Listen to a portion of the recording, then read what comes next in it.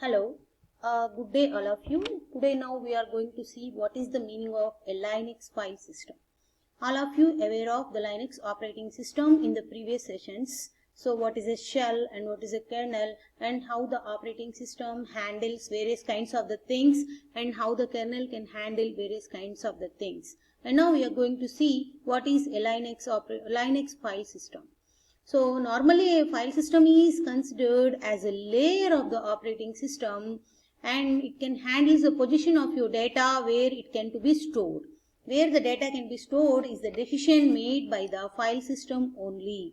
See, normally in our Windows operating system we have the partitions like C drive and D drive.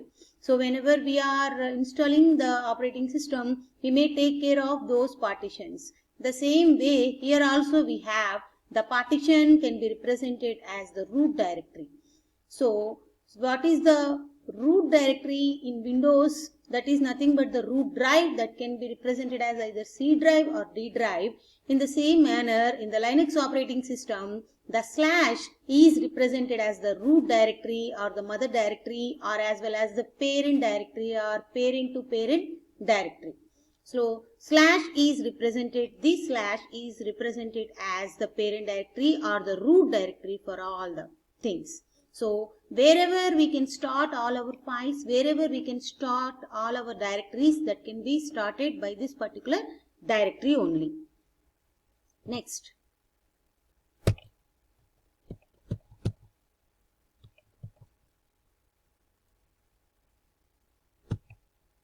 See, this is called the layout of the Linux operating system file system.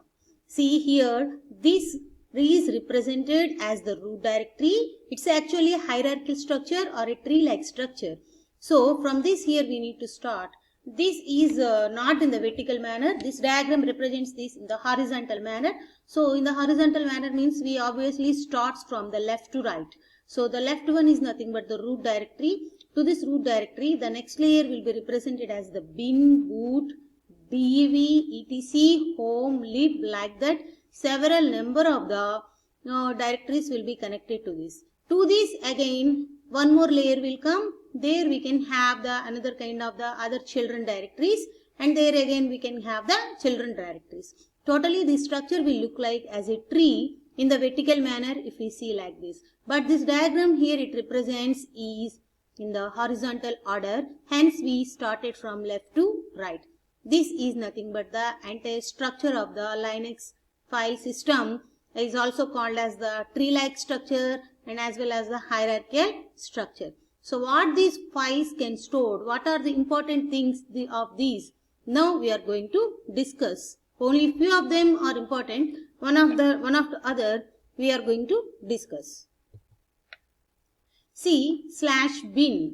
See here where the Linux commands reside like ls and mb commands. So it is a binary directory and it can store the ls and mb commands. /boot is responsible for the booting process. So whatever files that are needed for booting, they can be stored in /boot. And the next one is DEV, stands for physical drives. Whatever physical drives are needed to load the operating system and as well as to run the operating system, that can be stored here. And next one is nothing but /etc. This is responsible for what are the packages, what are the configurations of that, what are the other kind of the configurations, all this is responsible for this. The next one is home. That means every user will have a personal folder to put his folders with his name in the home, and as well as where the /lib, and where this is nothing but the library files, the library folders are also stored, and /tmp, where user can store all his temporary files can be stored in the /tmp. And /lib stands for the library files, /tmp stands for the temporary files where the user can able to store, /home where the user can store his directory and his own files. Next. See, these are the some set of the files seen in the previous directory system. We have seen /bin, dev, etc, home, lib, and next media is media files, and next is nothing but temporary files, and next USR, some user related files, but not the user files. This is user related files, like that. See, user utilities and applications, it is represented. /bin, essential user command binaries. What are the essential user commands? ls is one of the essential user command binary, and next one is mv. So hence we have represented here ls and mv commands. Next one, boot, static files for booting, and dev stands for device drivers and device files which are responsible to load the operating system. And next one, /etc. etc stands for host specific system configuration, and next one is home directories. Next, shared libraries and media files, and MNT, mounted file system. What is this mounted file system? We are going to see in the next session. And next, add-on application software packages. If at all you want to add some more application software packages, that can be used here. And next one, system binaries. Next one, SRV stands for service from the system. And this one is temporary files, and this one is user utilities and user applications. And finally, PROC stands for process information. So here it represents like this, and in the next slide, here we have seen in detail what all these bin, root, dev, etc, home, lib, and as well as tmp. Next, how many number of the files, how many types of the files the Linux operating system can handle?